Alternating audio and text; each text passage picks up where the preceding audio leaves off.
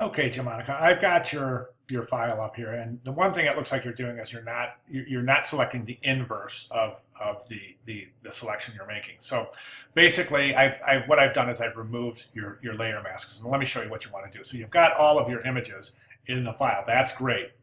We're going to work on one layer at a time. I noticed that this layer 4 right here, if I turn everything off, there's nothing there. So we can just go ahead and let's delete that just to get it out of the way.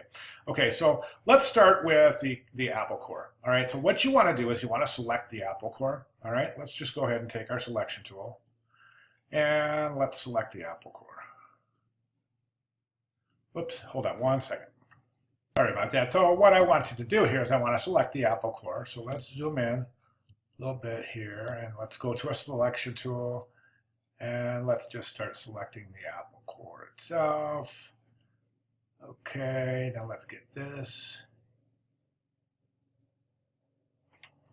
Okay, now you can see we've got the apple core selected. I want to zoom out a little bit, but I want you to notice that we also have this outer area selected too.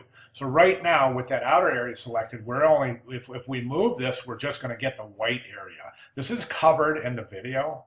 And one thing I really want you to do is view the video. Let me show you where that's at. Right here in the milestone 3 task 2 instructions. This video right here is very, very important. You definitely want to watch that video and follow along those steps in the book. But what it's going to show you is that we have to select the inverse of this. So I'm going to come across the top of the screen. I'm going to go to my select where it says Photoshop CC at the top of the screen. If you move over to the right, you find the word select. Click that and then drop down and select inverse.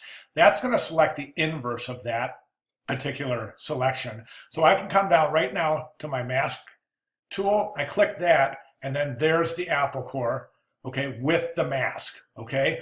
Let's turn that off. And let's go over here and do the same thing with the Coke can. So I'll come over here. I've got the Coke can layer. Let's go to my selection tool. Let's select that. Okay, and as you notice, yes, we've got the Coke can selected, but we've also got that outside area. So I'm just going to come to select across the top menu. I'm going to say inverse. Okay, now I'm just going to come over here and I'm going to click my mask, layer mask, and now we've got the Coke and the apple core with their masks, okay?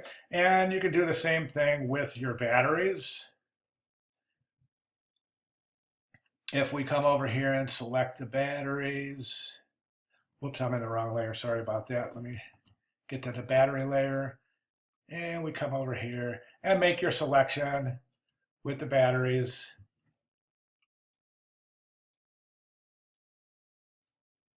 Okay, and I'm just doing this quickly, but there's my batteries selected, and I go across the top, select inverse, and mask those.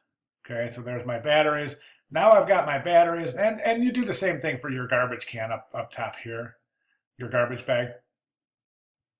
And we can just go ahead and do that. So we'll come over here and we'll select the garbage bag. Again, I'm just doing this quickly so you see what I'm doing. I got some bricks in there. We'll have to get rid of those. Okay, so there's my garbage bag.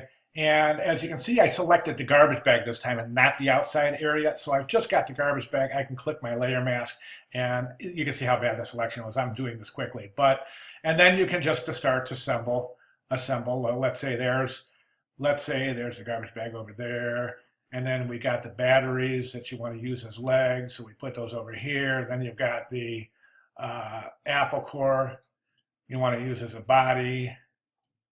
And then you've got the Coke can you want to use as, I don't know, whatever you want to use the Coke can as. You can use the Coke can as whatever. So the head, okay. So there you have got the legs, the body, the head. And that's how you would assemble your creature using layer masks. Note that each one of the layers has a layer mask, okay? So that's what you would do, and I would like to see you do that before you submit your final submission. Or if you want to go ahead and try this assignment again, go right ahead and try it like this and resubmit, and we'll take it from there. Okay? Thank you. If you have any questions, let me know. Thank you.